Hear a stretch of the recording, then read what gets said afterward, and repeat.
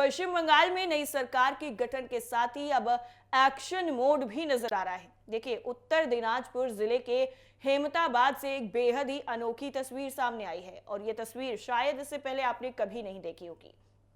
आमतौर पर सरकारी जमीनों से अतिक्रमण हटाने के दौरान होने वाले भारी विरोध और राजनीतिक ड्रामे के विपरीत यहां पर भारतीय जनता पार्टी के नेताओं और कार्यकर्ताओं ने कानून का पालन करते हुए एक बड़ी मिसाल कायम की है। दरअसल जब बीजेपी नेताओं को यह पता चला कि उनके पार्टी दफ्तर का एक हिस्सा सरकारी जमीन पर बना है, तो उन्होंने खुद ही उसे ढहा दिया। और ये जो मिसाल पेश की गई है पश्चिम बंगाल में, ये उन लोगों के लिए है जो अवैध तरीके से कब्जा करके बैठे। भले ही सत्ताधारी पार्टी यानी बीजेपी सरकार में है, लेकिन फिर भी अवैध कब्जा किसी भी तरीके से बर्दाश्त नहीं किया जाएगा और कहीं पर भी अगर अवैध कब्जा है उसको ढहाया जाएगा, उस पर बुलडोजर चलेगा, ये बिल्कुल निश्चित है। लेकिन ये जो अनोखी तस्वीर सामने आई है पश्चिम बंगाल से, ये कहां का मामला है वो भी सुन लीजिए। ये पूरा मामला है हेमताबाद के ब्लॉक विकास अधिकारी ने इस पूरे मामले को लेकर के बताया है और मामला भी हेमताबाद के ब्लॉक विकास का है।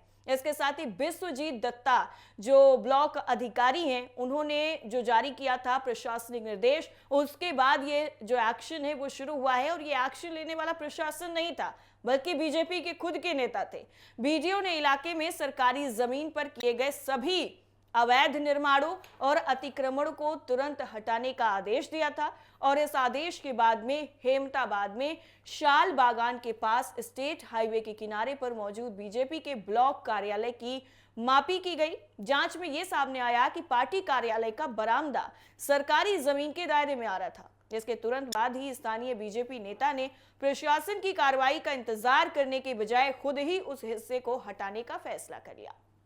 आपको यहां पर यह भी जानना जरूरी है कि बीजेपी के प्रखंड अध्यक्ष विपल सरकार की मौजूदगी में पार्टी कार्यकर्ता खुद ही यहां पर हथौड़े, बुलडोजर और बाकी औजार लेकर के दफ्तर पहुंच जाते हैं और इसके साथ ही जो अवैध हिस्सा था उसको खुद ही गिराने लग जाते हैं। कार्यकर्ताओं ने कानून का सम्मान करते हुए खुद ही अपने हाथों से पार्टी दफ्तर के अवैध बरामदे को तोड़ना शुरू कर दिया और देखते ही देखते कुछ ही समय में सरकारी जमीन को पूरी तरीके से खाली कर दिया गया। प्रशासन के दिशा निर्देशों के मुताबिक कालियागंज के रास्ते दक्षिण दिनाजपुर को जोड़ने वाले राज्य राजमार्ग के दोनों तरफ 15 फीट के दायरे में आने वाले सभी अवैध निर्माणों को हटाया जाना अनिवार्य कर दिया गया है। वहीं बीजेपी नेता विपल सरकार का कहना है कि प्रशासन ने आम जनता की सुविधा और सड़क को चौड़ा करने के लिए सड़क के दोनों तरफ से अतिक्रमण हटाने का आदेश दिया है, क्योंकि हमारी पार्टी के कार्यालय का बरामदा भी उन्हीं चिन्हित क्षेत्र के भीतर आ रहा था। इसलिए हमने कानून का पालन करते हुए खुद ही उस हिस्से को